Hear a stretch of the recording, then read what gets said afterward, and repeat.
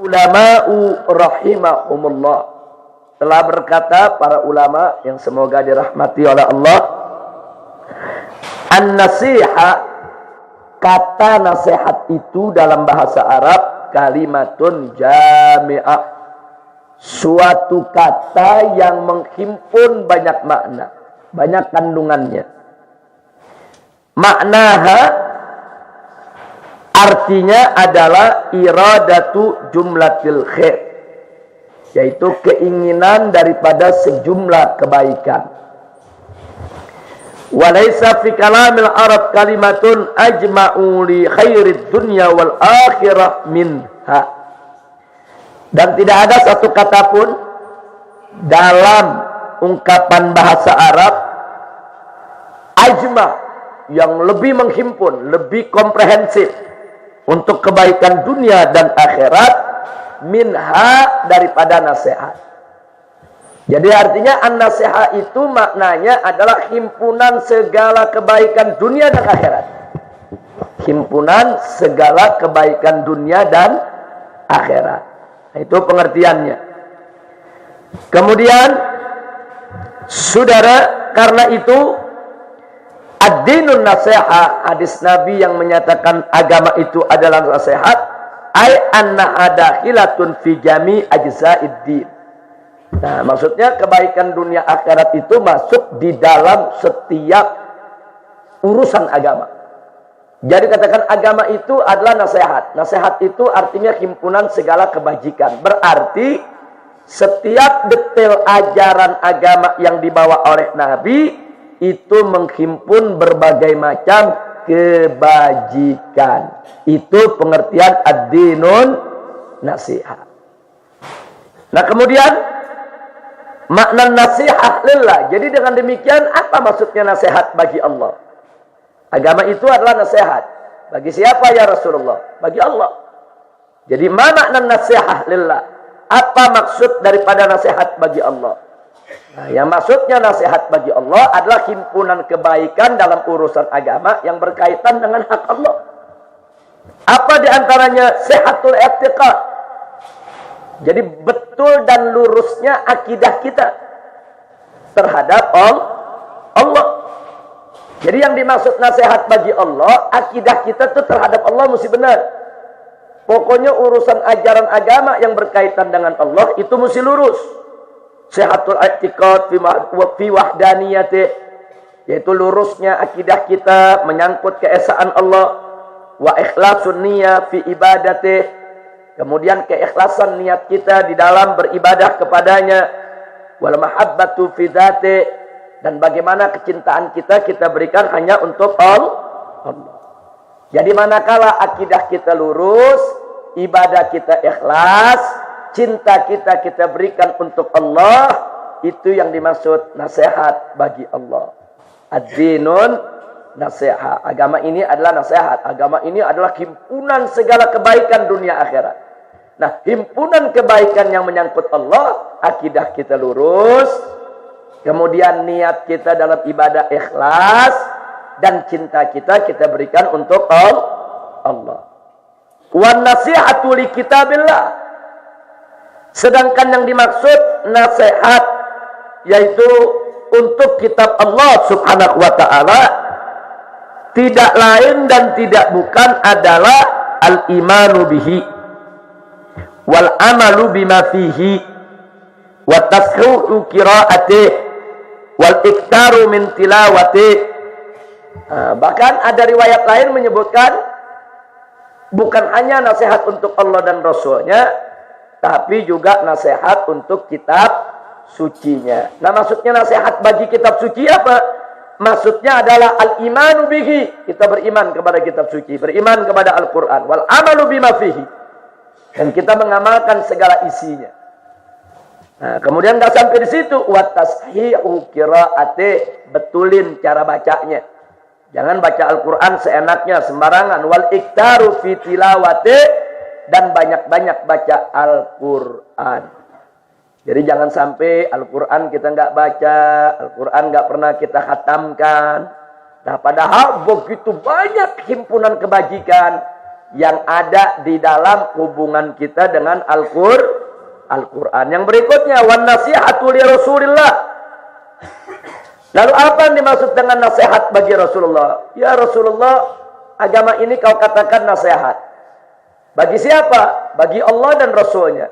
Apa yang dimaksud bagi Rasulnya? Di sini dikatakan at-tasdiqu binubuwwati. Kita membenarkan kenabian Rasulullah sallallahu alaihi wasallam itu merupakan himpunan kebajikan interaksi kita dengan Nabi. Jadi kalau mau bicara nasihat bagi Rasulullah, ya beresin dulu tuh. Kita punya keimanan kepada Nabi.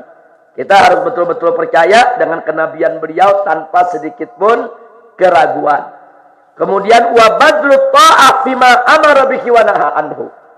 Dan kita harus badlut ta'ah, yaitu mengeluarkan atau menegakkan segala ketaatan kepada Nabi dengan melaksanakan segala apa yang diperintahkan dan meninggalkan segala yang dilarang. Itu berarti kita menegakkan agama. Ingat, ad-dinun nasiha liman ya Rasulullah lillahi wa rasulihi. Nah, itu enggak boleh lupa. Agama itu nasihat, himpunan segala macam kebajikan dunia dan akhirat. Untuk siapa ya Rasulullah? Untuk Allah. Artinya akidah kita mesti benar terhadap Allah. Untuk Nabi, akidah kita juga mesti benar kepada Nabi alaihi salatu wassalam. Nah, yang berikutnya, saudara dikatakan wa ikhlasu mahabbatihi hatta yakuna ahabba ila abdi min nafsihi wa waladihi wa walidihi wan nasi ajma'in. Nah, enggak sampai di situ. Himpunan kebajikan yang ada bagi Rasulullah sallallahu alaihi wasallam juga harus kita menempatkan beliau menjadi orang yang paling dicintai dalam diri kita. Lebih cinta kita kepada Nabi daripada diri kita, anak kita, ibu kita, keluarga kita, dan orang yang manapun juga. Nah, itu namanya kita menegakkan agama. Kalau itu kita tegakkan berarti kita mengambil nasihat intisari kebajikan daripada ajaran agama. Yang berikutnya, wan nasihatu li a'immatil muslimin. Dan nasihat bagi para pemimpin kaum muslimin. Maksudnya apa sih? Saudara, an yuti'uhum fil haqqi wa la yakhruju alaihim. Artinya kita harus selalu taat kepada pemimpin di dalam yang hak. Jangan lupa ada kata-kata an yuti'uhum fil haqqi. Jadi kalau kita punya pemimpin, mulai dari presiden sampai RT yang ada di kampung kita, wajib untuk kita taati, tapi taati fil haq. Mentaatinya dalam yang hak. Selama mereka hak, kita taati. Wajib. Itu akidah Ahlus Sunnah wal Jamaah. Jadi luar biasa. Apa nih maksud nasihat? Yaitu bagi para pemimpin kaum muslimin, karena di sana ada himpunan kebajikan yang luar biasa dunia akhirat, manakala umat taat kepada pemimpinnya. Tapi kalau umat sudah tidak taat kepada pemimpinnya, siap-siap akan terjadi bencana, terjadi malapetaka, terjadi kerusuhan, terjadi huru-hara. Nah, di mana-mana negeri Anda lihat, begitu umat dengan para pemimpinnya sudah tidak harmonis, saling menghujat, saling mencaci, saling mencari-cari kesalahan, saling menjatuhkan, saling menghancurkan, amburadul itu negeri. Nah, ini sesuatu yang akhirnya nggak bisa terhindarkan. Makanya dalam akidah Ahlus Sunnah wal Jamaah, jangan sembarangan. Nah, kita menurunkan seorang pimpinan dari mulai kepala negara sampai RT sekalipun, kecuali dengan alasan yang betul-betul syar'i tanpa menimbulkan kerusakan yang lebih besar. Nah, kira-kira jelas tidak? Jadi Ahlus Sunnah ini sebetulnya luar biasa. Ajarannya begitu santun, begitu lembut. Mestinya umaro itu bersyukur kepada Allah kalau mereka menjadi pemimpin di tengah Ahlus Sunnah. Karena Ahlus Sunnah nggak diajarin berontak. Nggak ada Ahlus Sunnah ngajarin kalau ada pemimpin berontak, ada pemimpin bunuh, ada pemimpin culik aja. Nggak ada. Nggak ada. Bahkan sampai Nabi pernah mengatakan kepada para sahabatnya, akan datang nanti suatu zaman, yaitu satu kelompok pemimpin yang mencaci maki rakyatnya, rakyatnya mencaci maki dia.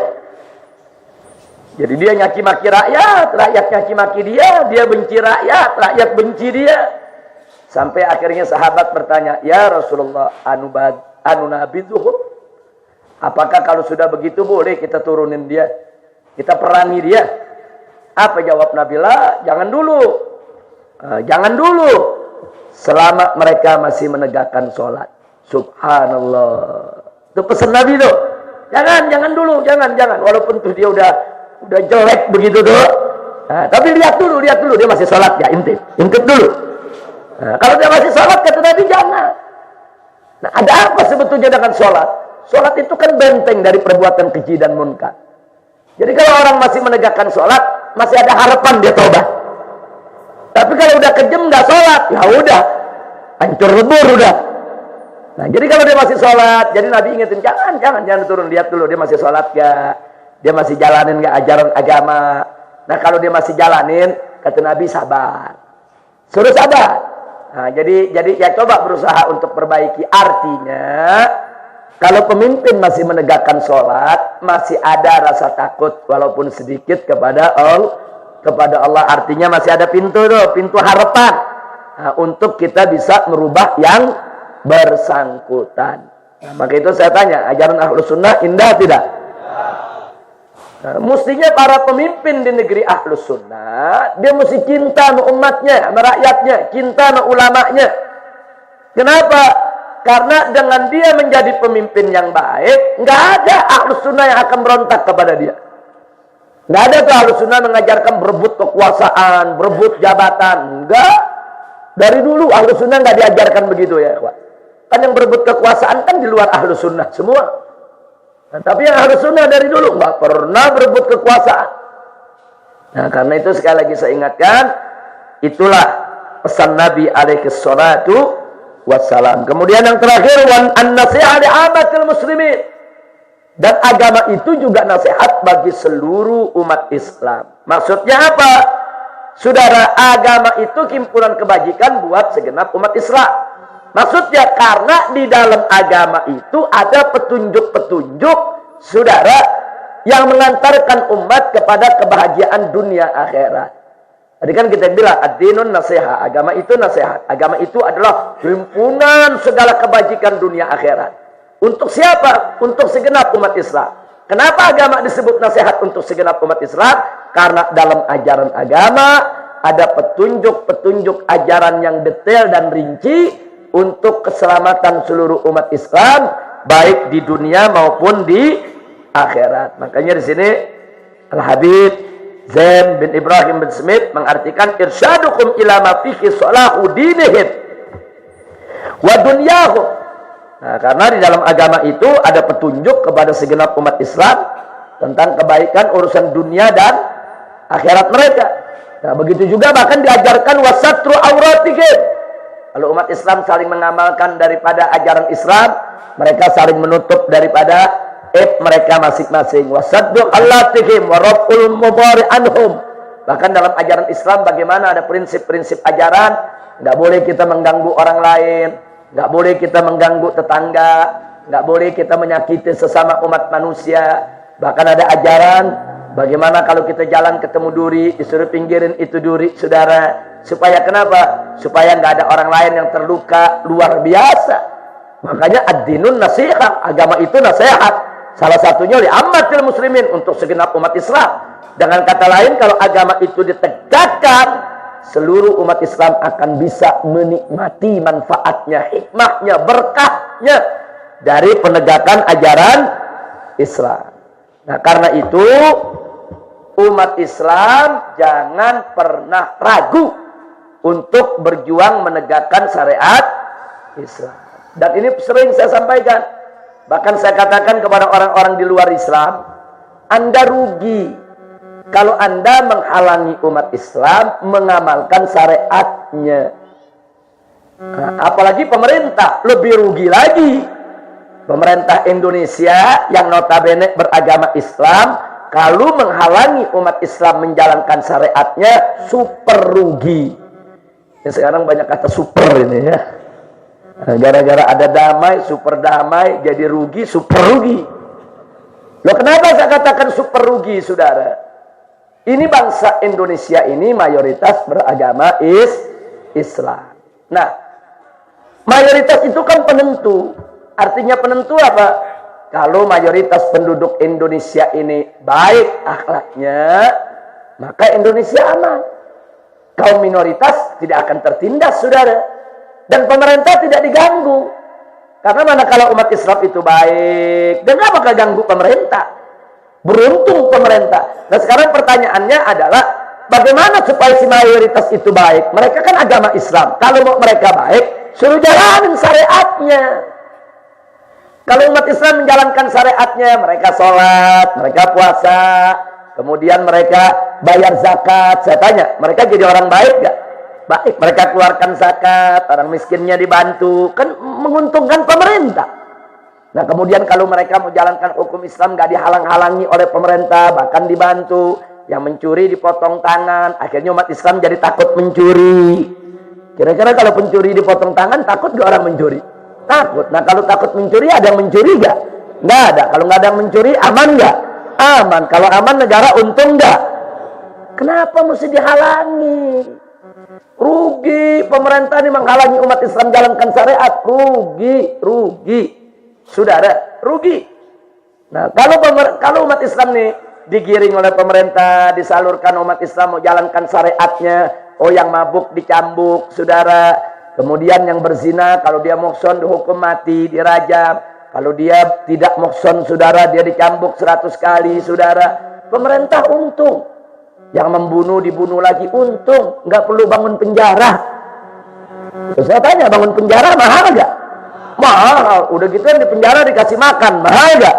Mahal. Ada orang ngebunuh di penjara 15 tahun. 15 tahun pemerintah kasih makan. Nah, saya tanya, rugi gak negara? Rugi. Tapi coba kalau dia ngebunuh, diadilin, terbukti, terus dibunuh lagi. Selesai. Masukin kuburan gak perlu dikasih makan. Iya kan nikmat pakai hukum Islam. Praktis, saudara. Betul? Jadi sebetulnya hukum Islam itu menguntungkan pemerintah, nggak perlu bangun penjara, nggak perlu ngasih makan narapidana, kan nikmat. Udah gitu nggak perlu bayar listrik tiap bulan buat penjara, nggak perlu nyediain air buat penjara, nggak perlu gaji itu penjaga penjaranya. Nah, coba kalau pakai penjara sekarang, nah, berapa bangun gedungnya, berapa bayar listriknya, berapa bayar airnya, kemudian berapa banyak dia mesti keluarkan untuk makan dan minumnya selama di penjara. Udah gitu kalau ngebunuh, penjaranya nggak ada yang sebulan. Ada yang 5 tahun, 10 tahun. Masa 10 tahun pembunuh dikasih makan? Nah, kira-kira jelas gak? Tapi kalau pakai hukum Islam enak. Mencuri, potong tangan, pulangin ke rumahnya. Selesai. Nggak perlu dipenjara lagi, saudara. Nah, ada pembunuh, saudara. Hukum mati, kubur, selesai. Praktis gak hukum Islam? Praktis. Ini enggak demen sih ngeluar-ngeluar duit yang gak ada artinya, saudara. Nah jadi jangan, pemerintah jangan alergi. Wah ini kalau ada hukum Islam nih mengganggu kebinekaan. Wah ini mengganggu NKRI. Ini mengganggu Pancasila. Enggak betul, justru dengan syariat Islam negara menjadi aman. Negara menjadi tenang. Umat Islam kalau udah berlaku hukum Islam, mau zina nggak berani, mau merkosa apalagi, sudah. Nah, sekarang pemerintah bingung, pemerkosaan terjadi di mana-mana kepada anak di bawah umur, saudara. Nah, sekarang mau dihukum bagaimana? Hukum 5 tahun keluar dia perkosa lagi ya kan? Saudara, akhirnya mungkin banyak yang diperkosa. Ditanya, kenapa mungkin banyak yang diperkosa? Habis perkosa 1 sama 2 hukumnya sama. Dia merkosa 1, merkosa 20 orang hukumnya sama. Dia ulangin lagi, saya tanya, negara jadi aman nggak? Enggak. Nah sekarang negara bingung, bagaimana supaya dia nggak merkosa lagi? Udah dikebiri saja. Kenapa mesti dikebiri? Islam udah kasih tahu, pemerkosa hukum mati, selesai. Kenapa mesti nyeksa orang dikebiri, saudara? Hukum Islam dimusuhin, hukum Islam kejam, hukum Islam keras. Nah kebiri nggak kejam memang? Kira-kira jelas ya? Jadi dia tolak hukum Islam dengan alasan yang kejam, dia pikirin cari hukum-hukum baru, ternyata lebih sadis, saudara. Jangan alergi dengan hukum Islam. Dengan hukum Islam itu indah. Perampok, pemerkosa, hukumnya berat. Itu termasuk pasal khirabah, bukan pasal perzinahan. Kalau pasal perzinahan, kalau dia muhson dihukum mati, kalau dia tidak muhson dihukum cambuk 100 kali. Tapi kalau pemerkosaan, apalagi ditambah dengan penganiayaan dan pembunuhan, itu masuk hirabah. Itu hukumnya berat, saudara. Hukumnya berat. Hukumnya ada yang dihukum mati, ada yang disalib, dipentang, ada yang dipotong tangan kanan dan kaki kirinya, dan ada juga yang diasingkan, diusir dari negerinya.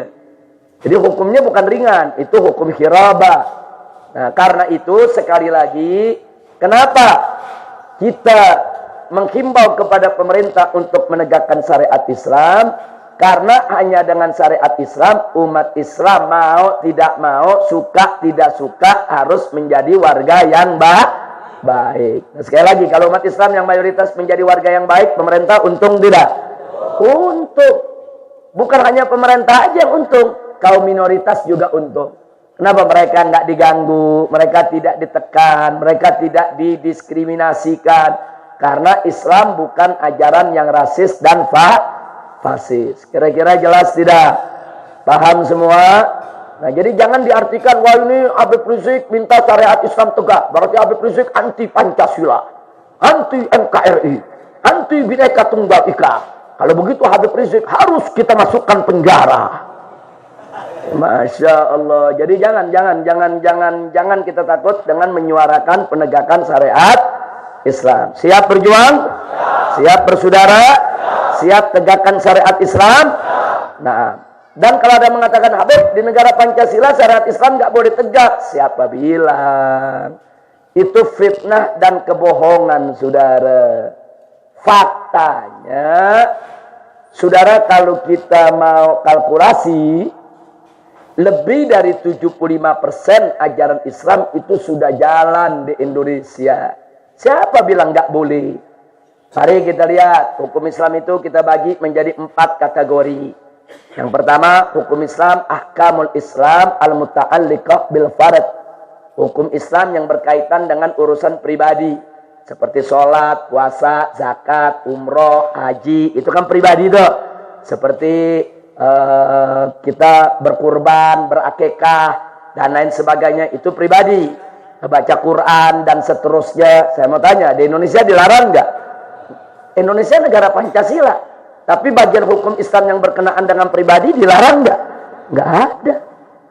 Jadi siapa bilang di negara Pancasila Islam nggak boleh jalan, saudara? Siapa bilang? Nah, sekarang saya mau tanya, sholat hukum Islam bukan? Hukum Islam. Puasa hukum Islam. Zakat, haji, ada dilarang? Nggak ada. Berarti di negara Pancasila hukum Islam boleh nggak berlaku? Sudah jalan. Kira-kira jelas tidak? Nah, yang kedua, ahkamul Islam al-muta'alliqah bil usra. Hukum Islam yang berkaitan dengan urusan rumah tangga, keluarga. Seperti apa? Seperti perkawinan, perceraian, kemudian hak dan kewajiban suami istri, begitu juga urusan warisan. Itu kan urusan rumah tangga. Nah, sekarang saya mau tanya, urusan rumah tangga kita nikah cara Islam di Indonesia dilarang enggak? Enggak. Cerai cara Islam dilarang enggak? Enggak. Bagi waris cara Islam dilarang enggak? Enggak. Bahkan pemerintah bukan hanya tidak melarang, disediain pengadilannya kalau kita berselisih. Kalau kita berselisih soal perkawinan, soal perceraian, soal warisan, pemerintah sediain pengadilan. Pakai hukum Islam, namanya pengadilan agama. Disediain hakimnya, disediain paniteranya. Nah, jadi ini negara nggak pernah melarang hukum Islam jalan. Nah, berarti di negara Pancasila ternyata hukum Islam yang berkaitan dengan rumah tangga sudah jalan belum? Jalan. Jadi kalau ada pejabat yang mengatakan, oh, negara Pancasila nggak boleh berlaku hukum Islam, bohong. Dia tukang bohong dan dia ingin meracuni pemikiran bangsa Indonesia.